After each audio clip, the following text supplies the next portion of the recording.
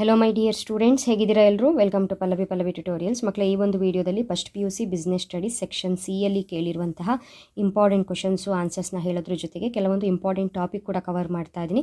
So ಎಂಡ್ವರೆಗೂ ವಿಡಿಯೋನ miss ಮಾಡದೆ watch ಮಾಡಬೇಕು. ತುಂಬ ಜನ ಸ್ಟೂಡೆಂಟ್ಸು ಲಾಸ್ಟ್ ಇಯರ್ ಅಂದರೆ ನಿಮ್ಮ ಸೀನಿಯರ್ಸ್ ಫಸ್ಟ್ ಇಯರ್ ಇದ್ದಾಗ ಯಾವ ರೀತಿ ಬ್ಲೂ ಪ್ರಿಂಟ್ ಇತ್ತು ಅದನ್ನು ಆ ಒಂದು ಪ್ಯಾಟ್ರನಲ್ಲಿ ನಾನು ಏನು ಅಪ್ಲೋಡ್ ಮಾಡಿದ್ದೆ ಅದನ್ನು ವಾಚ್ ಮಾಡ್ತಾ ಇದ್ದೀರಿ. ಬಟ್ ಈ ಬ್ಲೂ ಪ್ರಿಂಟನ್ನು ನೀವು 2024ಗೆ ನಿಮಗೇನು ಬ್ಲೂ ಪ್ರಿಂಟನ್ನು ಅಪ್ಡೇಟ್ ಮಾಡಿದ್ದಾರೆ ಅದರಲ್ಲಿ ಯಾವ ಪ್ಯಾಟ್ರನಲ್ಲಿ ಯಾವ ಚಾಪ್ಟ್ರಲ್ಲಿ 8 ಮಾರ್ಕ್ಸಿನ ಕ್ವಶನ್ಸ್ ಬರುತ್ತೆ, ಯಾವ ಚಾಪ್ಟ್ರಲ್ಲಿ 4 ಮಾರ್ಕ್ಸಿನ ಕ್ವಶನ್ಸ್ ಬರುತ್ತೆ ಅಂತ ಹೇಳ್ಕೊಂಡು ಮೆನ್ಷನ್ ಮಾಡಿದ್ದಾರೆ. ಅದೇ ಪ್ರಕಾರ ನೋಡ್ಕೊಂಡು ಹೋಗಬೇಕು, ಇಲ್ಲ ಅಂದರೆ ಕಷ್ಟ ಆಗುತ್ತೆ. ನೆಕ್ಸ್ಟ್ ನಿಮಗೆ ಇಲ್ಲಿ ಪಾರ್ಟ್ ಸಿಯಲ್ಲಿ ಟೋಟಲ್ ಆಗಿ 10 ಕ್ವಶನ್ಸ್ಗಳನ್ನ ಕೇಳಿದ್ದಾರೆ ಮಕ್ಕಳೇ. 10ನಲ್ಲಿ ನೀವು ಅಟೆಂಡ್ ಮಾಡಬೇಕಾಗಿರೋದು ಓನ್ಲಿ 6 ಕ್ವಶನ್ಸು. ಅದರಲ್ಲೂ ಕೂಡ ಕೆಲವೊಂದು ಇಂಪಾರ್ಟೆಂಟ್ ಚಾಪ್ಟರ್ಗಳೇ ಇದೆ. ಯಾಕಂತ ಹೇಳಿದ್ರೆ ಕೆಲವೊಂದು chapter, for example emerging modes of business ಆಗಿರ್ಬೋದು, social responsibilities of business and business ethics ಆಗಿರ್ಬೋದು. ಈ ರೀತಿಯಾಗಿ ಚಿಕ್ಕ ಚಿಕ್ಕ ಚಾಪ್ಟರ್ಗಳೇನಿದೆ ಇದರಲ್ಲಿ 4 ಮಾರ್ಕ್ಸಿನ ಕ್ವಶನ್ಸೇ ಬರೋದ್ರಿಂದ ಕೆಲವೊಂದು ಕಡಿಮೆ ಕಾನ್ಸೆಪ್ಟು ಕವರ್ ಆಗುತ್ತೆ. ಈ ಥರ ಚಾಪ್ಟರ್ಗಳನ್ನ ನೀವು ಸೆಲೆಕ್ಟ್ ಮಾಡಿಕೊಂಡು ಓದ್ಕೊಳ್ಬಹುದು. ನೋ ಡೌಟ್ ಸೆಕೆಂಡ್ ಚಾಪ್ಟರ್ ಅಂತೂ ವೆರಿ ಇಂಪಾರ್ಟೆಂಟು ನಿಮಗೆ. ಫಾರ್ಮ್ಸ್ ಆಫ್ ಬಿಸ್ನೆಸ್ ಆರ್ಗನೈಸೇಷನ್ನು, ಈ ಚಾಪ್ಟ್ರಲ್ಲಿ ನಿಮಗೆ 4 ಮಾರ್ಕ್ಸಿನ ಒಂದು ಕ್ವಶನ್ನು ಬರುತ್ತೆ, 8 ಮಾರ್ಕ್ಸಿನ ಕ್ವಶನ್ನು ಬರುತ್ತೆ. ಡೀಟೇಲ್ ಆಗಿ ಈ ಚಾಪ್ಟ್ರಲ್ಲಿ ಏನೇನು ಕ್ವಶನ್ಸ್ ಬರುತ್ತೆ, ಯಾವ ರೀತಿ ಓದ್ಕೊಳ್ಬೇಕು ಅನ್ನೋದನ್ನು ಆಲ್ರೆಡಿ ಅಪ್ಲೋಡ್ ಮಾಡಿರೋ ವೀಡಿಯೋಸ್ಗಳನ್ನ ವಾಚ್ ಮಾಡ್ತಾ ಇದ್ದೀರಿ ನೀವೆಲ್ಲರೂ ಕೂಡ. ಸೊ ಗೊತ್ತಾಗಿಲ್ಲ ಅಂದರೆ ಇನ್ನೊಂದ್ಸಲ ಹೇಳ್ತೀನಿ, ಕರೆಕ್ಟಾಗಿ ಕೇಳಿಸ್ಕೊಳ್ಬೇಕು. ನೀವು ಫಾರ್ಮ್ಸ್ ಆಫ್ ಬಿಸ್ನೆಸ್ ಆರ್ಗನೈಸೇಷನ್ನಲ್ಲಿ partnership firm concept, Hindu undivided family, sole trading ಕನ್ಸನ್ನು, joint stock company, cooperative society, ಇಷ್ಟನ್ನು ಕೂಡ ಕರೆಕ್ಟಾಗಿ ನೋಡ್ಕೊಳ್ಬೇಕು. ಈ ಕಾನ್ಸೆಪ್ಟ್ ರಿಲೇಟೆಡ್ ಮೆರಿಟ್ಸು ಡಿಮೆರಿಟ್ಸು ಇರುತ್ತೆ.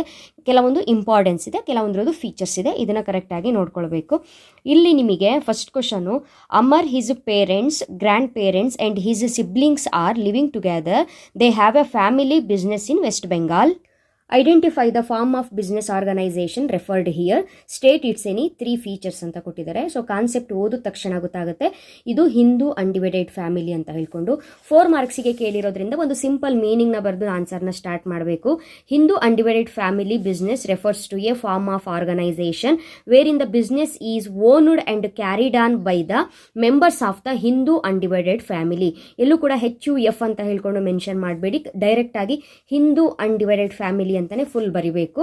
ನೆಕ್ಸ್ಟು ಇದರ ಫೀಚರ್ಸು, ಅವರು ಡೈರೆಕ್ಟ್ ಆಗಿ 3 ಫೀಚರ್ಸ್ನ ಎಕ್ಸ್ಪ್ಲೈನ್ ಮಾಡಿ ಅಂತ ಹೇಳ್ಕೊಂಡು ಕೇಳಿದ್ದಾರೆ. ಸ್ಟೇಟ್ ಇಟ್ಸ್ ಎನಿ 3 ಫೀಚರ್ಸ್ ಅಂತ ಇದೆ. ಸ್ಟೇಟ್ ಮಾಡ್ಲಿಕ್ಕಾಗಲ್ಲ. ರೀಸನ್ ಏನು ಅಂತ ಹೇಳಿದ್ರೆ ಇದು 4 ಮಾರ್ಕ್ಸಿನ ಕ್ವಶನು, ಎಕ್ಸ್ಪ್ಲೈನ್ ಮಾಡಬೇಕಾಗತ್ತೆ. First feature liability. The liability of karta is unlimited, however the liability of coparceners is limited. ಗೊತ್ತಿದೆ, HUF ಅಲ್ಲಿ ಹಿಂದೂ ಅನ್ಡಿವೈಡೆಡ್ ಫ್ಯಾಮಿಲಿಯಲ್ಲಿ ಓನರ್ ಆಫ್ ದ ಬಿಸ್ನೆಸ್ ಯಾರಿರ್ತಾರೆ ಅಂದರೆ ಹೆಡ್ ಆಫ್ ದ ಫ್ಯಾಮಿಲಿ ಯಾರಿರ್ತಾರೆ ಅವರನ್ನು ನಾವು ಕರ್ತಾ ಅಂತ ಕರಿತೀವಿ. ರಿಮೈನಿಂಗ್ ಮೆಂಬರ್ಸ್ ಆಫ್ ದ ಫ್ಯಾಮಿಲಿಯನ್ನು ಕೋ ಪರ್ಸೋನರ್ಸ್ ಅಂತ ಕರಿತೀವಿ. ಸೊ ಕೋ ಪರ್ಸೋನರ್ಸ್ನ ಒಂದು ಲಯಬಿಲಿಟಿ ಏನಾಗಿರುತ್ತೆ, ಲಿಮಿಟೆಡ್ ಆಗಿರುತ್ತೆ. ರೀಸನ್ ಏನು ಅಂತ ಹೇಳಿದ್ರೆ ಬಿಸ್ನೆಸ್ನ ಹ್ಯಾಂಡ್ಲ್ ಮಾಡುವಂತಹ ಓನರು ಕರ್ತಾ ಆಗಿರ್ತಾರೆ, ಅವರ ಒಂದು ಲಯಬಿಲಿಟಿ ಅನ್ಲಿಮಿಟೆಡ್ ಆಗಿರುತ್ತೆ. Next one control, second point, the control of the family business lies with the karta, he takes all the decisions ಅಂತ ಬರಿಬೇಕು. ಮೈನರ್ ಮೆಂಬರ್ಸು, ಇದಕ್ಕೆ ಎಕ್ಸ್ಟ್ರಾ ಎಕ್ಸ್ಪ್ಲನೇಷನ್ ಕೊಡ್ಬೋದು ನೀವು. Minors can also be members of the business ಅಂತ ಹೇಳ್ಕೊಂಡು ಬರಿಬೇಕಾಗುತ್ತೆ. So ಈ ಒಂದು ಚಾಪ್ಟರಲ್ಲಿ ನೀವು 8 ಮಾರ್ಕ್ಸಿಗೂ ಕೂಡ ಕೇಳೋದ್ರಿಂದ ಇಲ್ಲೇ ಕಾನ್ಸೆಪ್ಟ್ ಕವರ್ ಮಾಡಿಬಿಡ್ತೀನಿ, ನೋಡ್ಕೊಳ್ಳಿ. Explain the merits and demerits of partnership form of business organisation ಅಂತ ಕೇಳ್ಬೋದು. ಅವಾಗ the relation between the persons who have agreed to share the profit of the business carried on by all or any one of them acting for all ಅಂತ ಹೇಳ್ಕೊಂಡು ಒಂದು ಮೀನಿಂಗ್ನ ಬರೆದು. Merits ಏನಿದೆ, merits, advantages, benefits ಎಲ್ಲವೂ ಕೂಡ ಒಂದೇ. Partnership ಫಾರ್ಮಿನ benefits ಏನು, ಮೆರಿಟ್ಸ್ ಏನು, ಅಡ್ವಾಂಟೇಜಸ್ ಅಂದರೆ ಈ 4 ಪಾಯಿಂಟನ್ನು ಕಲ್ತ್ಕೊಳ್ಳಿ. Easy to form, more funds, sharing risk, secrecy. Time ತುಂಬ ಕಡಿಮೆ ಇರೋದ್ರಿಂದ ಎಕ್ಸ್ಪ್ಲನೇಷನ್ ಕೊಟ್ಟಿಲ್ಲ, ಬಟ್ ಎಕ್ಸ್ಪ್ಲೈನ್ ಮಾಡಲೇಬೇಕು. 4 ಮಾರ್ಕ್ಸು 8 ಮಾರ್ಕ್ಸಿಗೆ. Next demerits, limited capital, lack of continuity of business, lack of public confidence, unlimited liability. So 4 merits, 4 demerits ಇದೆ. ಇದು 8 ಮಾರ್ಕ್ಸಿಗೂ important. 4 ಮಾರ್ಕ್ಸಿಗೆ ಕೇಳಿದರೆ merits ಮಾತ್ರ ಕೇಳಬಹುದು ಅಥವಾ ಡಿಮೆರಿಟ್ಸ್ ಮಾತ್ರ ಕೇಳಬಹುದು. ಆರ್ 2 ಮೆರಿಟ್ಸ್ ಕೇಳಬಹುದು, 2 ಡಿಮೆರಿಟ್ಸ್ ಕೇಳಬಹುದು. ಅರ್ಥ ಆಯ್ತಲ್ಲ? 8 ಮಾರ್ಕ್ಸಿಗೆ 4 ಮೆರಿಟ್ಸು, 4 ಡಿಮೆರಿಟ್ಸು ಕೇಳ್ತಾರೆ. ನೆಕ್ಸ್ಟ್ ಇದೇ ಚಾಪ್ಟ್ರಲ್ಲಿ ಇಂಪಾರ್ಟೆಂಟ್ ಕಾನ್ಸೆಪ್ಟು HUF, ಈಗ ಆಲ್ರೆಡಿ ಏನು ಹೇಳಿದ್ದೀನಿ ಇದು ಕಾನ್ಸೆಪ್ಟು. ನೆಕ್ಸ್ಟು ಜಾಯಿಂಟ್ ಸ್ಟಾಕ್ ಕಂಪನಿಯನ್ನು ನೋಡ್ಕೊಳ್ಬೇಕು, ಅದರ ಮೆರಿಟ್ಸು ಡಿಮೆರಿಟ್ಸು ಫೀಚರ್ಸ್ನ ನೋಡ್ಕೊಳ್ಳೇಬೇಕು. ರೀಸನ್ ಏನು ಅಂದರೆ 8 ಮಾರ್ಕ್ಸಿಗೂ ಕೂಡ ಇಂಪಾರ್ಟೆಂಟು. ಸೋಲ್ ಟ್ರೇಡಿಂಗ್ ಕನ್ಸರ್ನ್ ನೋಡ್ಕೋಬೇಕು, ಮೆರಿಟ್ಸು ಡಿಮೆರಿಟ್ಸು ಫೀಚರ್ಸು. ಈ ಚಾಪ್ಟರ್ನ ಕರೆಕ್ಟಾಗಿ ಓದ್ಕೊಳ್ಳಿ, ಯಾಕಂತ ಹೇಳಿದ್ರೆ ನಿಮಗೊಂದು 15 ಮಾರ್ಕ್ಸ್ ಅಂತೂ ಗ್ಯಾರಂಟಿ ಟೋಟಲ್ ಆಗಿ. ಹಾಗಾಗಿ ಯಾಕಂದರೆ 8 ಮಾರ್ಕ್ಸಲ್ಲೂ ಇರುತ್ತೆ, 4 ಮಾರ್ಕ್ಸಲ್ಲೂ ಇದೆ, 2 ಮಾರ್ಕ್ಸಲ್ಲೂ ಇದೆ, 1 ಮಾರ್ಕಲ್ಲೂ ಇದೆ. ಎಲ್ಲೋ 1 or 2 ನಿಮಗೆ ನಂಬರ್ ಹೋದರೂ ಕೂಡ 15 ಮಾರ್ಕ್ಸ್ ಅಂತೂ ಈಸಿಯಾಗಿ ತಗೊಳ್ಬಹುದು, ಯಾಕಂದರೆ ಇದರಲ್ಲಿ ಬರುವಂತಹ ಮಲ್ಟಿಪಲ್ ಚಾಯ್ಸ್ ಕ್ವಶನ್ಸು ಕೂಡ ತುಂಬ ಈಸಿ ಇರುತ್ತೆ. ಹಾಗಾಗಿ ಈ ಚಾಪ್ಟ್ರಲ್ಲಿ ಕಾನ್ಸೆಪ್ಟ್ ಕವರ್ ಮಾಡಬೇಕು. ನೆಕ್ಸ್ಟು ಇದೇ ಚಾಪ್ಟ್ರಲ್ಲಿ ಬರುವಂತಹ ಇನ್ನೊಂದು ಕಾನ್ಸೆಪ್ಟ್ ಅಂತ ಹೇಳಿದ್ರೆ ದಟ್ ಈಸ್ ಕೋಆಪರೇಟಿವ್ ಸೊಸೈಟಿ. ಇಲ್ಲಿ ಸಿಂಪಲ್ ಆಗಿ ನಾನು ಪಾಯಿಂಟ್ಸ್ ಮಾತ್ರ ಬರ್ದಿದ್ದೀನಿ, ಇಲ್ಲಿ ನೀವು ಕವರ್ ಮಾಡ್ಕೊಳ್ಬಹುದು. Explain the types of cooperative societies ಅಂತ ಕೇಳಬಹುದು, ಅಥವಾ ಫೀಚರ್ಸ್ ಅಂತ ಕೂಡ ಕೇಳಬಹುದು ಕೋಆಪರೇಟಿವ್ ಸೊಸೈಟಿದು. ಅದೊಂದು ಕಾನ್ಸೆಪ್ಟು ಪಾಯಿಂಟ್ಸ್ ಏನಿದೆ ಅನ್ನೋದನ್ನು ಒಂದ್ಸಲ ನೋಡ್ಕೊಳ್ಳಿ. Cooperative society or organisation is a society which has its objectives for the promotion of economic interest of its members in accordance with cooperative principles. ತುಂಬ ಸಲ 8 ಮಾರ್ಕ್ಸಿಗೆ ಇದನ್ನು ಕೇಳಿದ್ದಾರೆ. ಟೈಪ್ಸ್ ಆಫ್ ಕೋಆಪರೇಟಿವ್ ಸೊಸೈಟಿಯನ್ನು ಕೇಳಿದ್ದಾರೆ. ಯಾವುದಾದ್ರೂ 4 ಎಕ್ಸ್ಪ್ಲೈನ್ ಮಾಡಿ ಅಂತ ಹೇಳ್ಕೊಂಡು ಕೇಳ್ತಾರೆ. ಸೊ 6 ಟೈಪ್ಸ್ ಇದೆ. 6ರಲ್ಲಿ ಯಾವ್ದು ಬೇಕಾದರೂ ಕೇಳಬಹುದು, ನೋಡ್ಕೊಳ್ಳಿ. Consumers cooperative society, producers cooperative society, marketing cooperative society, farmers cooperative society, credit cooperative society, cooperative housing societies. Second chapter ತುಂಬ ಇಂಪಾರ್ಟೆಂಟ್ ಅನ್ನೋ ಕಾರಣಕ್ಕೆ 8 ಮಾರ್ಕ್ಸಿನ ಕ್ವಶನ್ಸು ಯಾವ್ದು ಬರುತ್ತೆ ಅನ್ನೋದನ್ನ ಇದರಲ್ಲೇ ನಾನು ಕವರ್ ಮಾಡಿದ್ದೀನಿ. ನೆಕ್ಸ್ಟು ಚಾಪ್ಟರ್ 3ಯಲ್ಲಿ ಒಂದು ಕ್ವಶನ್ನ ಕೇಳ್ತಾರೆ. Private, public and global enterprises ಏನಿದೆ ಇದರಲ್ಲಿ 4 ಮಾರ್ಕ್ಸಿನ ಒಂದು ಕ್ವಶನ್ನು ಗ್ಯಾರಂಟಿ. ನಿಮಗೆ ಇದರಲ್ಲಿ ಇಂಪಾರ್ಟೆಂಟ್ ಕ್ವಶನ್ ಯಾವುದು ಅಂತ ಹೇಳಿದ್ರೆ ಒಂದು ಡಿಪಾರ್ಟ್ಮೆಂಟಲ್ ಅಂಡರ್ಟೇಕಿಂಗಿನ 4 ಅಡ್ವಾಂಟೇಜಸ್ ಅಂತ ಕೇಳಿದ್ದಾರೆ. ಸೊ ಅಡ್ವಾಂಟೇಜಸ್ ಇಂಪಾರ್ಟೆಂಟ್ ಅಂದಾಗ ಅದರ ಡಿಸ್ಅಡ್ವಾಂಟೇಜಸ್ಸು ಕೂಡ ಕೇಳುವಂಥ ಚಾನ್ಸಸ್ ಇರುತ್ತೆ. ಅದ್ರ ಜೊತೆಗೆ ಸ್ಟ್ಯಾಚ್ಯುಟರಿ ಕಾರ್ಪೊರೇಷನ್ಸ್ ಏನಿದೆ ಅದರ ಅಡ್ವಾಂಟೇಜು ಡಿಸ್ಅಡ್ವಾಂಟೇಜು ಕೂಡ ನೋಡ್ಕೊಳ್ಬೇಕು. ನೆಕ್ಸ್ಟು ಗವರ್ನಮೆಂಟ್ ಕಂಪನೀಸ್ ಏನಿದೆ ಅದರ ಒಂದು ಅಡ್ವಾಂಟೇಜಸ್ಸು ಡಿಸ್ಅಡ್ವಾಂಟೇಜಸ್ಸು ನೋಡ್ಕೊಳ್ಬೇಕಾಗುತ್ತೆ. ಡಿಪಾರ್ಟ್ಮೆಂಟ್ ಅಂಡರ್ಟೇಕಿಂಗ್ಸು ಅದರ 4 ಅಡ್ವಾಂಟೇಜಸ್ನ ಬರೀರಿ ಅಂತ ಕೇಳಿದ್ದಾರೆ. The enterprises which are established as departments of the ministry are called departmental undertakings. For example railways. Merits or advantages ಅಂತ ಬಂದಾಗ ಬೆನಿಫಿಟ್ಸ್ ಅಂತ ಕೂಡ ಆಗುತ್ತೆ. These ensure a high degree of public accountability. Second point, these undertakings facilitate the Parliament to exercise effective control over their operations. The revenue earned by the enterprise goes directly to the treasury and hence it is a source of income for the government. Where national security is concerned, this form is most suitable since it is under the direct control and supervision of the concerned ministry. ಇದೇ ಚಾಪ್ಟರಲ್ಲಿ ನಿಮಗೆ state any two merits and 2 limitations of statutory corporation ಅಂತ ಕೇಳಬಹುದು. ನೀವು 4 merits 4 ಡಿಮೆರಿಟ್ಸನ್ನೇ ಓದ್ಕೊಂಡಿರಬೇಕು. ಕ್ವಶನನ್ನು ಕೇಳುವಾಗ ಒಂಚೂರು change ಮಾಡಿ ಕೇಳ್ತಾರೆ. 2 ಮೆರಿಟ್ಸು 2 ಡಿಮೆರಿಟ್ಸು ಬರೀರಿ ಅಂತ ಹೇಳ್ಕೊಂಡು. Statutory corporations are public enterprises brought in to existence by a special act of the parliament. 2 merits of statutory corporations, they enjoy independence in their functioning and a high degree of operational flexibility. Since the funds of these organizations do not come from the central budget, the government generally does not interfere in their financial matters. 2 demerits of statutory corporations ಅಂತ ಕೇಳಿದ್ರೆ government and political interference has always been there in major decisions or where huge funds are involved.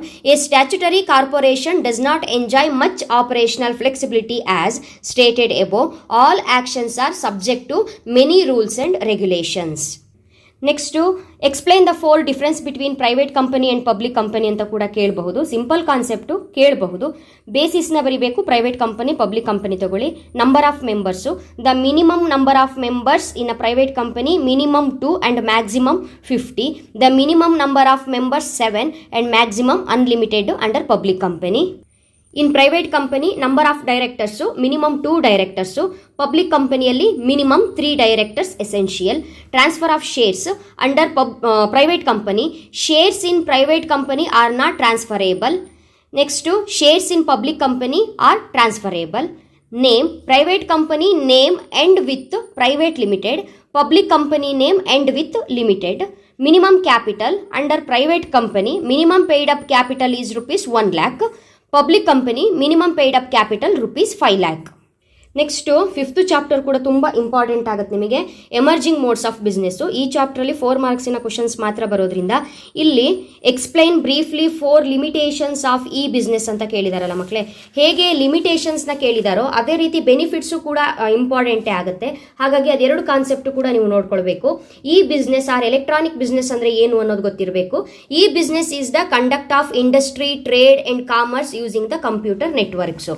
Model paper ಅಲ್ಲಿರೋದು limitations or ಡಿಸ್ಅಡ್ವಾಂಟೇಜಸ್ನ ಕೇಳಿರೋದು. First ನೀವು benefits ಅಥವಾ advantages of ಈ business ಏನು ಅನ್ನೋದನ್ನ ಒಂದು 4-5 ಪಾಯಿಂಟ್ ನೋಡ್ಕೊಳ್ಳಿ. ಎಕ್ಸ್ಪ್ಲೈನ್ ಮಾಡಬಹುದು ಓನ್ ಆಗಿ. Easy of formation and lower investment requirement, ಯಾವುದಕ್ಕೆ ಈ ಬಿಸ್ನೆಸ್ನ ನಾವು ಸೆಟಲ್ ಮಾಡಲಿಕ್ಕೆ, ಎಸ್ಟಾಬ್ಲಿಷ್ ಮಾಡಲಿಕ್ಕೆ. Convenience, speed, global reach, movement towards a paperless society. ಇದು ನಾವು ಎಲೆಕ್ಟ್ರಾನಿಕ್ ಬಿಸ್ನೆಸ್ಸು ಅಥವಾ ಈ ಬಿಸ್ನೆಸ್ನ ಮಾಡೋದ್ರಿಂದ ನಮಗಾಗುವಂತಹ ಬೆನಿಫಿಟ್ಸು. ಅದೇ ರೀತಿ ಈ ಬಿಸ್ನೆಸ್ಸಿಂದ ಏನೇನು ಲಿಮಿಟೇಷನ್ಸ್ ಇದೆ, ಏನೇನು ಡಿಸ್ಅಡ್ವಾಂಟೇಜಸ್ ಇದೆ ಅಂತ ಹೇಳಿದ್ರೆ, ಲೋ ಪರ್ಸನಲ್ ಟಚ್ಚು. ಗೊತ್ತಾಗುತ್ತೆ ನಿಮಗೆ, ಕಸ್ಟಮರ್ಸಿಗೂ ಮತ್ತು ಓನರ್ಸಿಗೂ ಪರ್ಸನಲಿ ಟಚ್ ಇರೋದಿಲ್ಲ ಈ ಒಂದು ಬಿಸ್ನೆಸ್ಸಲ್ಲಿ. ಹಾಗಾಗಿ ನಮಗೆ ಕಾನ್ಫಿಡೆನ್ಸ್ ಬರೋದಿಲ್ಲ ಪ್ರಾಡಕ್ಟು ಗುಡ್ಡೋ ಬ್ಯಾಡೋ ಅಂತ ಹೇಳ್ಕೊಂಡು. ಸೊ ಅದನ್ನು ಮೈಂಡಲ್ಲಿ ಇಟ್ಕೊಂಡು ಎಕ್ಸ್ಪ್ಲನೇಷನ್ ಕೊಡ್ತಾ ಹೋಗಿ. People resistance, increased risk due to anonymity and non-traceability of parties, need for technology capability and competence of parties to e-business, incongruence between speed of the order and order fulfillment speed. Next chapter social responsibilities of business ಏನಿದೆ, 6th chapter, ಅದು ಕೂಡ very important chapter. ಇಲ್ಲಿ ನಿಮಗೆ 4 arguments for social responsibility ಕೇಳಿದ್ದಾರೆ. Social responsibilities arguments, for arguments, against arguments ಎರಡೂ ಕೂಡ ನೋಡ್ಕೊಂಡಿರಬೇಕು. Next ಈ ಚಾಪ್ಟರಲ್ಲಿ ಇನ್ನೊಂದು ಇಂಪಾರ್ಟೆಂಟ್ ಕಾನ್ಸೆಪ್ಟ್ ಅಂತ ಹೇಳಿದ್ರೆ ದಟ್ ಈಸ್ ಬಿಸ್ನೆಸ್ ಎಥಿಕ್ಸು, ಅದನ್ನು ಕೂಡ ನೋಡ್ಕೊಳ್ಬೇಕು. ಇಲ್ಲಿ ಸೋಷಿಯಲ್ ರೆಸ್ಪಾನ್ಸಿಬಿಲಿಟಿ ಅಂತ ಹೇಳಿದ್ರೆ, social responsibility of business refers to its obligation to take those decisions and perform those actions which are desirable in terms of the objectives and values of our society. Arguments for first ಕೇಳಿದ್ದಾರೆ ಅವರು ಕ್ವಶನಲ್ಲಿ, ನಿಮ್ಮ model ಪೇಪರಲ್ಲಿ. So for ಏನಂತ ಹೇಳಿದ್ರೆ, justification for existence and growth, long term interest of the firm, avoidance of government regulation, maintenance of society to get better environment for social problems. ಇದು for arguments ಏನಿದೆ social responsibility related. ಅದು against ಆಗಿ ಕೂಡ ಹೇಳಿದ್ದಾರೆ. ಏನು ಅಂತ ಹೇಳಿದ್ರೆ, arguments against social responsibility ಅಂತ ಏನಾದರೂ ನಿಮಗೆ ಎಕ್ಸಾಮಲ್ಲಿ ಕೇಳಿದರೆ, against points, opposite points, violation of profit maximisation objective, burden on consumers, lack of social skills, lack of broad public support. ಅದೇ ರೀತಿ ಇನ್ನೊಂದು ಕಾನ್ಸೆಪ್ಟ್ ಯಾವ್ದು ನೋಡ್ಕೊಳ್ಬೇಕು ಅಂತ ಹೇಳಿದ್ರೆ, ಬಿಸ್ನೆಸ್ ಎಥಿಕ್ಸ್. ಲಾಸ್ಟ್ ಇಯರು ಈ ಕ್ವಶನ್ನ ಕೇಳಿರೋದ್ರಿಂದ ಈ ಕ್ವಶನ್ನ ಲಾಸ್ಟ್ ಇಯರ್ ಕವರ್ ಮಾಡಿದಿತ್ತು, ಅದನ್ನೇ ಹೇಳ್ತಾ ಇದ್ದೀನಿ. ಈಗ ಫಸ್ಟಿಂದ ಎಕ್ಸ್ಪ್ಲೈನ್ ಮಾಡಲಿಕ್ಕೆ ಅಥವಾ ಹೊಸದಾಗಿ ಪಾಯಿಂಟ್ ಬರೀಲಿಕ್ಕೆ ನಿಜವಾಗ್ಲೂ ಟೈಮ್ ಇಲ್ಲ. ಹಾಗಾಗಿ ಇಂಪಾರ್ಟೆಂಟ್ ನಿಮಗೆ ತಿಳಿಸ್ಬೇಕು, ಹೇಳ್ತಾ ಇದ್ದೀನಿ. Business ethics is defined as A set of moral standards which the society expects from the business man. ನಿಮಗೆ ಗೊತ್ತಾಗಬೇಕು. ಇದು ನೋಡಿ, ಇದು ಲಾಸ್ಟ್ ಇಯರ್ ಕ್ವಶನ್, ಬಟ್ ಈ ಸಲ ನಿಮಗೆ ಫಾರ್ ಆರ್ಗ್ಯುಮೆಂಟ್ಸು ಕೇಳಿದ್ದಾರೆ. ಹೌದಾ? ಆ ರೀತಿ ಕ್ವಶನ್ಸು ಒಂದು ಚಾಪ್ಟ್ರಲ್ಲಿ ಇಂಪಾರ್ಟೆಂಟ್ ಯಾವುದು ಎಲ್ಲ ನೋಡ್ಕೊಂಡಿರಬೇಕಾಗತ್ತೆ. ನೀವು ಸೆಲೆಕ್ಟ್ ಮಾಡ್ಕೊಳ್ಳೋ ಚಾಪ್ಟರು. ಬಿಸ್ನೆಸ್ ಎಥಿಕ್ಸಿನ ಎಲಿಮೆಂಟ್ಸ್ ಯಾವುದು ಅಂತ ಕೇಳಿದಾಗ 4 ಅಥವಾ 5 ಪಾಯಿಂಟನ್ನು ನೀವು ಶಾರ್ಟ್ ಆಗಿ ಎಕ್ಸ್ಪ್ಲೈನ್ ಮಾಡಬೇಕು. Top management commitment, publication of a code, establishment of compliance mechanism involving employees at all levels, measuring results. So social responsibilities of business 6th chapter ಅಲ್ಲಿ first main concept business ethics. Business ethics ಅಂದ್ರೆ ಏನು, ಅದರ elements ಅಂದ್ರೆ ಏನು ಅಂತ ನೋಡ್ಕೊಳ್ಬೇಕು. Second concept social responsibilities ಇಂದು for arguments ಏನಿದೆ ಅದನ್ನ ನೋಡ್ಕೊಳ್ಬೇಕು. ನೆಕ್ಸ್ಟ್ ಎಗೇನೆಸ್ಟ್ ಆರ್ಗ್ಯುಮೆಂಟ್ಸ್ ಏನಿದೆ ಅದನ್ನ ನೋಡ್ಕೊಳ್ಬೇಕು ನೀವು. ಅದಾದ್ರ ಮೇಲೆ ಈ ಚಾಪ್ಟರ್ ಅಲ್ಲಿ ಇನ್ನೊಂದು ನಾನು ಆನ್ಸರ್ನ ಕೊಡಲಿಲ್ಲ. Social responsibilities towards different groups ಇದೆ. ಇನ್ವೆಸ್ಟರ್ಸಿಗೆ ಏನು ರೆಸ್ಪಾನ್ಸಿಬಿಲಿಟೀಸು, ಅಥವಾ ಸೊಸೈಟಿ, ಕನ್ಸ್ಯೂಮರ್ಸು, ಎಂಪ್ಲಾಯೀಸು, ಎಲ್ಲರಿಗೂ ಕೂಡ ಒಂದು 4 ಪಾಯಿಂಟನ್ನು ನೀವು ಓದ್ಕೊಂಡಿರಬೇಕು. ಎಕ್ಸ್ಪ್ಲನೇಷನ್ ಏನು ಇಲ್ಲ ಅದಕ್ಕೆ, ಜಸ್ಟ್ ನೀವು ಆ ಕಾನ್ಸೆಪ್ಟನ್ನು ಅರ್ಥ ಮಾಡ್ಕೊಂಡು ಓದಿದ್ರೆ ಆಯಿತು. Next question chapter 7 formation of A company ಏನಿದೆ ಈ ಚಾಪ್ಟರ್ ಮೇಲೆ ಕೇಳಿರುವಂಥದ್ದು ಮಕ್ಕಳೇ. ಇಲ್ಲಿ ನಿಮಗೆ ಕೊಟ್ಟಿದ್ದಾರೆ, mister Gopal conceived an idea to start a garments business. He consulted a company secretary, helped list down Mr. Gopal's functions in the process of starting up business. Briefly explain 4 functions of promoters ಅಂತ ಕೇಳಿದ್ದಾರೆ. ಈ ಒಂದು question ನಿಮ್ಮದು chapter 7 formation of A company ಏನಿದೆ ಈ ಚಾಪ್ಟರ್ಗೆ ಸಂಬಂಧಪಟ್ಟಿರುವಂಥದ್ದು. ಈ ಚಾಪ್ಟ್ರಲ್ಲಿ ನೀವು ಕರೆಕ್ಟಾಗಿ ಇಂಪಾರ್ಟೆಂಟ್ ಯಾವುದು ಅಂತ ಹೇಳಬೇಕು ಅಂತ ಹೇಳಿದ್ರೆ, ಫಸ್ಟು ಪ್ರಮೋಟರ್ ಅಂದರೆ ಯಾರು, ಪ್ರಮೋಟರಿನ ಫಂಕ್ಷನ್ಸ್ ಏನು, ನಿಮ್ಮ ಮಾಡೆಲ್ ಪೇಪರಲ್ಲಿ ಏನಿದೆ ಇದೇ ಇಂಪಾರ್ಟೆಂಟ್ ಕ್ವಶನ್ನು. ಇದನ್ನು ಬಿಟ್ಟರೆ ನಿಮಗೆ ಮೆಮೊರಾಂಡಮ್ ಆಫ್ ಅಸೋಸಿಯೇಷನ್ ಕಾನ್ಸೆಪ್ಟ್ ಕೇಳಬಹುದು. ಅದರಲ್ಲಿ ಕ್ಲಾಸಸ್ ಏನಿದೆ ಅದನ್ನು ಓದ್ಕೊಳ್ಬೇಕು. ನಾನು ಸಿಂಪಲ್ ಆಗಿ ಹೇಳ್ತೀನಿ, ಪಾಯಿಂಟ್ಸ್ ಮಾತ್ರ ನೀವು ಒಂದ್ಸಲ ನೋಡ್ಕೊಳ್ಳಿ.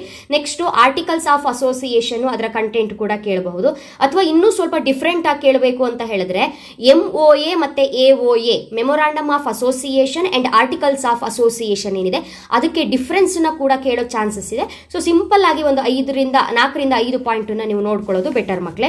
ಇಲ್ಲಿ ಪ್ರಮೋಟರಿನ ಫಂಕ್ಷನ್ಸ್ ಕೇಳಿರೋದ್ರಿಂದ ನಾನು ಫಸ್ಟ್ ಪ್ರಮೋಟರ್ ಅಂದ್ರೆ ಯಾರು ಅಂತ ಬರ್ದಿದ್ದೀನಿ. Any person or group of persons or even a company who have discovered a business opportunity and proceed to form a company or called promoters of the company. Functions of promoters ಏನೇನು ಅಂತ ಹೇಳಿದ್ರೆ identification of business opportunity, feasibility studies, name approval, fixing up signatories to the memorandum of association, appointment of professionals, preparation of necessary documents. Next second question, explain briefly any 4 classes of memorandum of association ಅಂತ ಇದೇ chapter ಅಲ್ಲಿ ಬರುವಂತದ್ದು. Memorandum of association is the most important document which defines the objectives of the company ಅಂತ ಬರೆದು ಇಲ್ಲಿ ನಾನು ಬರ್ದಿದ್ದೀನಲ್ಲ classes ಯಾವ್ಯಾವ ಕ್ಲಾಸಲ್ಲಿ ನೇಮ್ ಕ್ಲಾಸಲ್ಲಿ ಏನು ಇರುತ್ತೆ, ರಿಜಿಸ್ಟರ್ ಆಫೀಸ್ ಕ್ಲಾಸ್ ಅಂದರೆ ಏನು ಅಂತ ಹೇಳ್ಕೊಂಡು ಕಾನ್ಸೆಪ್ಟನ್ನ ಓದ್ಕೊಂಡು ಒಂದು 2 ಲೈನಲ್ಲಿ ಎಕ್ಸ್ಪ್ಲನೇಷನ್ನ ಕೊಟ್ಟರೆ ಸಾಕು. Name class, registered office class, objects class, liability class, capital class, association class. ಇನ್ನೊಂದು ನಾನು ಕ್ವಶನ್ನ ಬರೀಲಿಲ್ಲ, ದಟ್ ಈಸ್ MOA ಮತ್ತು AOAಗೆ ಇರುವಂತಹ ಡಿಫ್ರೆನ್ಸು, ಅದು ಕೂಡ ನೋಡ್ಕೊಳ್ಳಿ. ನೆಕ್ಸ್ಟು ಫಾರ್ಮೇಷನ್ ಆಫ್ ಎ ಕಂಪನಿಯಲ್ಲಿ 4 ಸ್ಟೇಜಸ್ ಬರುತ್ತೆ ಅಲ್ವಾ ಮಕ್ಕಳೇ. ಪ್ರಮೋಷನ್ ಸ್ಟೇಜು, ಇನ್ಕಾರ್ಪೊರೇಷನ್ ಸ್ಟೇಜು, ಏನು ಸ್ಟೇಜಸ್ ಬರುತ್ತೆ 4 ಸ್ಟೇಜಸ್ಸು ಪಾಯಿಂಟ್ಸ್ಗಳನ್ನ ನೋಡ್ಕೊಂಡಿರಿ. ಈ ಚಾಪ್ಟ್ರಲ್ಲಿ ನೀವು ಹೇಗೆ ನೋಡಿದ್ರು 4 ಕ್ವಶನ್ ಇಂಪಾರ್ಟೆಂಟ್ ಸಿಗುವಂಥದ್ದು, 4ರಲ್ಲಿ ಒಂದು ಗ್ಯಾರಂಟಿ ಅಂದಾಗ ನೀಟಾಗಿ ನೋಡ್ಕೋಬೇಕು.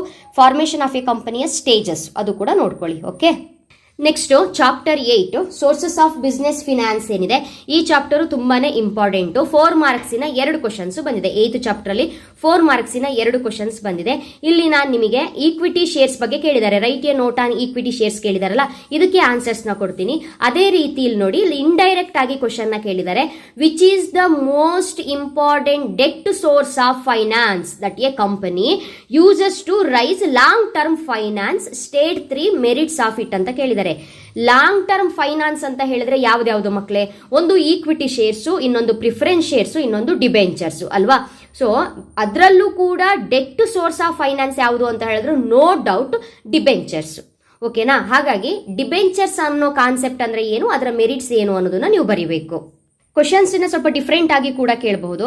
ಅಲ್ಲಿ right a note on equity shares ಅಂತ ಕೇಳಿದ್ದಾರೆ. ಅಂದ್ರೆ ಈಕ್ವಿಟಿ ಶೇರ್ಸ್ ಅಂದ್ರೆ ಏನು, ಅದರ ಮೆರಿಟ್ಸ್ ಏನು, ಅದರ ಡಿಮೆರಿಟ್ಸ್ ಏನು, ಪಾಯಿಂಟ್ ಆಫ್ ವ್ಯೂ ಹೇಗಿರುತ್ತೆ, ಈಕ್ವಿಟಿ ಶೇರ್ಸ್ ಇಂದು ಇನ್ವೆಸ್ಟರ್ಸ್ ಪಾಯಿಂಟ್ ಆಫ್ ವ್ಯೂ ಹೇಗಿರುತ್ತೆ, ಪಬ್ಲಿಕ್ ಪಾಯಿಂಟ್ ಆಫ್ ವ್ಯೂ ಹೇಗಿರುತ್ತೆ ಈಕ್ವಿಟಿ ಶೇರ್ಸ್ ಮೇಲೆ ಅನ್ನೋದ್ರ ಬಗ್ಗೆ ನೀವೇನ್ ಮಾಡಬೇಕು, ಶಾರ್ಟ್ ನೋಟನ್ನ ಬರೀಬೇಕು 4 ಮಾರ್ಕ್ಸ್ಗೆ.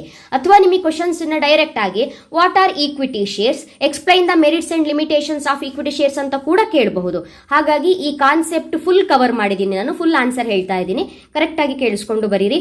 ಈಕ್ವಿಟಿ ಶೇರ್ಸ್ ಬಗ್ಗೆ ಕೇಳಿದಾಗ ಒಂದು ಮೀನಿಂಗ್ ನ ಬರೀಬೇಕು, that is equity share or shares which do not enjoy any preferential right in the matter of claim of dividend or repayment of capital ಅಂತ ಬರೀರಿ. ಹೇಗಿದ್ರು ನೋಟ್ ಬರೆಯಕ್ಕೆ ಹೇಳಿರೋದ್ರಿಂದ ನೀವು ಮೆರಿಟ್ಸ್ ಕೂಡ ಕವರ್ ಮಾಡಬಹುದು. From share holders point of view ಯಾವುದು merits ಇದು, the equity share holders are the owners of the company. It is suitable for those who want to take risk for higher return. Equity shares can be easily sold in the stock market. The liability is limited to the nominal value of shares. Idu merits from shareholders point of view. From management point of view, merits ಬೇರೆ ಇದೆ, correct ಆಗಿ ಓದ್ಕೊಳ್ಳಿ. A company can raise capital by issuing equity shares without creating any charge on its fixed assets. There is no binding on the company to pay dividend on equity shares.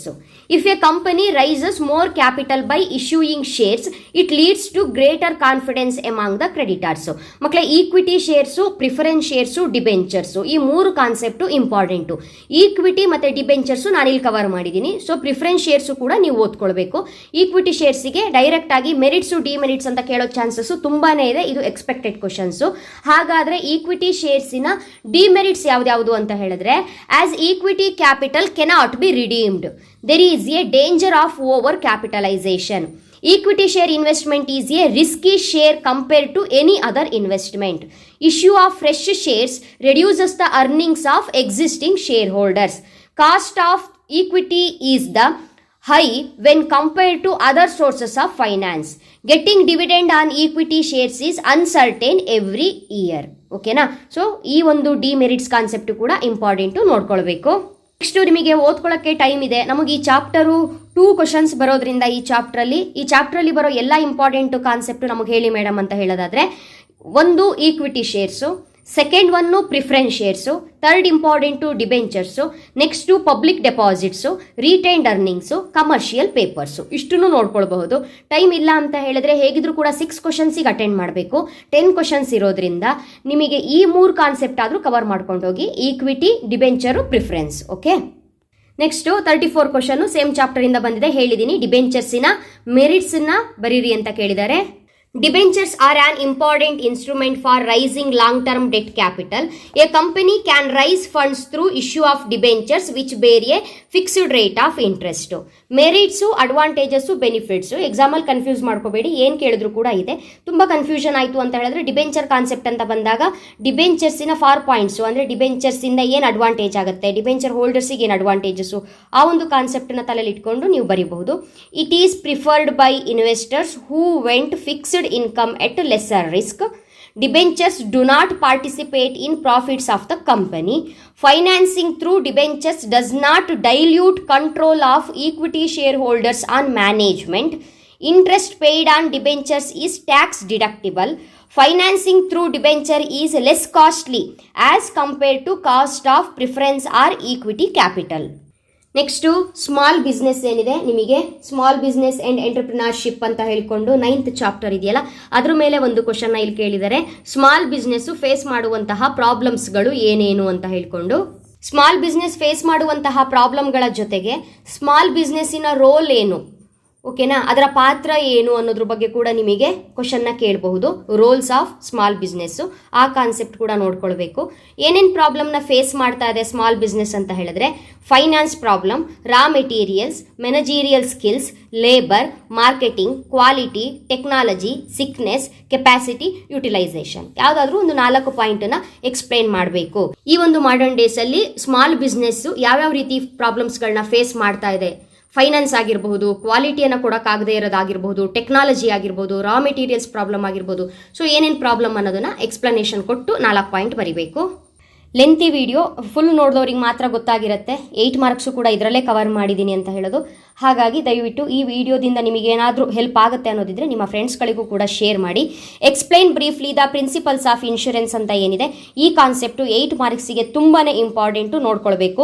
Insurance is a contract between 2 parties where 1 party agrees to pay the compensation to another party against the loss which may arise due to uncertainty. ನಿಮ್ಮ model ಪೇಪರಲ್ಲಿ principles of insurance ಕೇಳಿದ್ದಾರೆ ಮಕ್ಕಳೇ.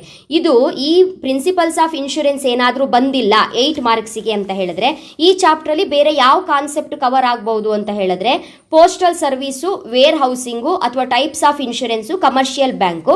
Types of insurance ತುಂಬ small concept, 8 ಮಾರ್ಕ್ಸಿಗೆ cover ಮಾಡೋ ಅಷ್ಟಿಲ್ಲ, but ಕೇಳೋ chances ಕೂಡ ಇದೆ. ಹಾಗಾಗಿ ಗೊತ್ತಿರಲಿ, ನೀವು 8 ಮಾರ್ಕ್ಸಿಗೆ ಏನು ಓದ್ಕೊಳ್ತಾ ಇರ್ತೀರಿ ಬಿಸ್ನೆಸ್ ಸರ್ವಿಸ್ ಚಾಪ್ಟ್ರಲ್ಲಿ, ಅದರಲ್ಲಿ ಈ ಕಾನ್ಸೆಪ್ಟ್ಗಳನ್ನು ಕೂಡ ನೀವು ಕವರ್ ಮಾಡಿರಬೇಕು. Postal service, warehousing, types of insurance, commercial banks. ಹಾಗಾದರೆ ಪ್ರಿನ್ಸಿಪಲ್ಸ್ ಆಫ್ ಇನ್ಶೂರೆನ್ಸು ಯಾವ್ದ್ಯಾವುದು ಅಂತ ಹೇಳಿದ್ರೆ, first one principle of utmost good faith, principle of insurable interest, principle of indemnity, principle of subrogation, principle of mitigation of loss, principle of cause proxima or nearest cause ಏನಿರುತ್ತೆ ಅದನ್ನು calculate ಮಾಡಿಕೊಂಡು ನಾವು ಅಮೌಂಟನ್ನು claim ಮಾಡುವಂಥದ್ದಕ್ಕೆ ನಾವು ಕಾಸ್ Proxima ಅಂತ ಹೇಳ್ತೀವಿ. ಆ ಒಂದು ಕಾನ್ಸೆಪ್ಟನ್ನ ನೋಡ್ಕೊಳ್ಬೇಕು. ಸೊ 8 ಮಾರ್ಕ್ಸಿಗೆ ನೀವು ಬರಿಬೇಕಾಗಿರೋದು ಓನ್ಲಿ 3 ಕ್ವಶನ್ಸು, ಕೊಡುವಂಥದ್ದು 5 ಕ್ವಶನ್ಸು, ನೀವು ಅಟೆಂಡ್ ಮಾಡಬೇಕಾಗಿರೋ 3 ಕ್ವಶನ್ಸು. ಅದರಲ್ಲಿ 38 ಕ್ವಶನ್ ಏನಿದೆ ಇದು ನಿಮಗೆ ಸೆಕೆಂಡ್ ಚಾಪ್ಟರ್ ನಾನೇನು ಹೇಳಿದ್ದೀನಿ ಫಾರ್ಮ್ಸ್ ಆಫ್ ಬಿಸ್ನೆಸ್ ಆರ್ಗನೈಸೇಷನ್ ಅಲ್ಲಿ ಹೇಳಿಬಿಟ್ಟಿದ್ದೀನಿ ಕ್ವಶನ್ಸ್ ಎಲ್ಲ, ಅದರಲ್ಲೇ ಒಂದು ಬರುತ್ತೆ. ನೆಕ್ಸ್ಟು 39ಅಲ್ಲಿ ಇವಾಗ ಪ್ರಿನ್ಸಿಪಲ್ಸ್ ಆಫ್ ಇನ್ಶೂರೆನ್ಸ್ನ ಬಿಟ್ಟು ಇನ್ನು ಉಳಿದಿರೋ ಕಾನ್ಸೆಪ್ಟ್ ಯಾವುದು ಅನ್ನೋದನ್ನ ಹೇಳಿದ್ದೀನಿ. ಇಲ್ಲಿ explain the procedure for import trade ಇದೆಯಲ್ಲ, ಇಂಪೋರ್ಟು ಎಕ್ಸ್ಪೋರ್ಟು ಎರಡೂ ನೋಡ್ಕೊಳ್ಳಿ. ಇಂಪೋರ್ಟ್ ಟ್ರೇಡಿನ ಆನ್ಸರ್ನ ನಾನು ಹೇಳ್ತೀನಿ ಇವಾಗ. Explain the steps to be followed in import procedure ಅಥವಾ ಪ್ರೊಸೀಜರ್ ಆಫ್ ಇಂಪೋರ್ಟ್ ಟ್ರೇಡ್ ಅಂತ ಕೇಳಬಹುದು. ನೀವಿಷ್ಟು ಪಾಯಿಂಟ್ಸನ್ನು ಎಕ್ಸ್ಪ್ಲೈನ್ ಮಾಡಬೇಕಾಗುತ್ತೆ. Trade enquiry, procurement of import licence, obtaining foreign exchange, placing order or indent, arranging for finance, obtaining letter of credit, receipt of shipment advice, retirement of import documents, arrival of goods, custom clearance and release of goods. Next ಇಲ್ಲಿ ನಿಮಗೆ 40 question, what is wholesale trade, explain the service of wholesalers to manufacturers ಅಂತ ಇದೆ. ನೀವಿಲ್ಲಿ 3 ಕ್ವಶನ್ಸ್ನ attend ಮಾಡೋದಾದ್ರೆ ನಂಗೆ ಗೊತ್ತು first chapter ನಿಮಗೆ ಈಸಿ ಅನಿಸಬಹುದು, ಹಾಗಾಗಿ ಈ ಚಾಪ್ಟರ್ನ ನೀವು ಸೆಲೆಕ್ಟ್ ಮಾಡೇ ಮಾಡ್ತೀರಾ. ಯಾವುದು? Business, trade and commerce. ಈ ಚಾಪ್ಟ್ರಲ್ಲಿ ಎಲ್ಲ ಸ್ವಲ್ಪ ಈಸಿ ಅನಿಸುತ್ತೆ ನಿಮಗೆ. ಅದು ಬಿಟ್ಟರೆ second chapter forms of business organisation, ಅಲ್ಲಿ 2 ಕ್ವಶನ್ ಆಗೋಯ್ತು. Next principles of insurance, business service ಏನಿದೆ ಈ ಚಾಪ್ಟರಲ್ಲಿ 1 ಕ್ವಶನ್ನ ನೀವು ಸೆಲೆಕ್ಟ್ ಮಾಡ್ತೀರಿ ಮಕ್ಕಳೇ. ಅಲ್ಲಿ 3 ಆಗುತ್ತೆ. ನೀವೇನಾದರೂ ಇಂಟರ್ನಲ್ ಟ್ರೇಡ್ ಚಾಪ್ಟರ್ನ ಸೆಲೆಕ್ಟ್ ಮಾಡ್ಕೊಳ್ಳೋದಾದ್ರೆ ಏನೇನು ಕ್ವಶನ್ಸ್ಗಳನ್ನ ನೋಡ್ಕೊಳ್ಬೇಕು ಅನ್ನೋದನ್ನ ಹೇಳಿರ್ತೀನಿ. First one, explain the role of chambers of commerce in promoting internal trade in the country. Internal trade means exchange of goods and services within the geographical boundaries of one country. Home trade, domestic trade. Roles: transportation or interstate movement of goods, marketing of agro products and related issues, weights and measures and prevention of duplication brands, promoting sound infrastructure, labor legislation, octroi and other local levies, excise duty, harmonization of sales tax structure and value added tax. ಈ question ಬರಬಹುದು, ತುಂಬ ಸಲ ಬಂದಿದೆ ನಿಮಗೆ. Role of chambers of commerce in promoting internal trade in the country ಕೇಳಿದರೆ ಅದು ಎಷ್ಟು ಮಾರ್ಕ್ಸಿಗೆ ಕೇಳ್ತಾರೆ ಅನ್ನೋದ್ರ ಮೇಲೆ ಡಿಪೆಂಡು. ನೀವೇನು ಮಾಡಬೇಕು, ಅದಕ್ಕೆ ಎಕ್ಸ್ಪ್ಲನೇಷನ್ನ ನೋಡ್ಕೊಂಡು ಕೊಡಬೇಕು. ಇದೇ ಚಾಪ್ಟ್ರಲ್ಲಿ ಇಂಪಾರ್ಟೆಂಟ್ ಕ್ವಶನ್ ಯಾವುದು ಅನ್ನೋದು 3 ಕೊಟ್ಟಿದ್ದೆ ನಾನು ನಿಮಗೆ ಆಲ್ರೆಡಿ.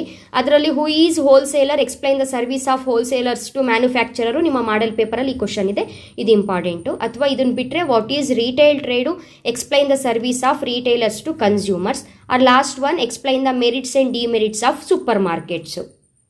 ಸೊ ಇದಿಷ್ಟು ಕ್ವಶನ್ಸ್ಗಳಲ್ಲಿ ಆದಷ್ಟು ಕವರ್ ಮಾಡಿ. ಮೇಯ್ನ್ ಆಗಿ ನಿಮ್ಮ ಮಾಡೆಲ್ ಪೇಪರಲ್ಲಿ ಇರುವಂತಹ ಎಲ್ಲ ಕ್ವಶನ್ಸಿಗೂ ಕೂಡ ಪ್ರಿಪೇರ್ ಆಗಿರಿ ಮಕ್ಕಳೇ. ಇನ್ನು ಇಂಪಾರ್ಟೆಂಟ್ ಏನಾದರೂ ನನ್ನ ಕಡೆಯಿಂದ ಅಪ್ಲೋಡ್ ಮಾಡುವಂಥದ್ದಿದ್ದರೆ ನಾಳೆ ಎಕ್ಸಾಮಿಗೆ ಖಂಡಿತವಾಗ್ಲೂ ಕೂಡ ಹೇಳ್ತೀನಿ. ಅಲ್ಲಿವರೆಗೂ ಚೆನ್ನಾಗಿ ಓದ್ಕೊಳ್ಳಿ. All the best. Thank you.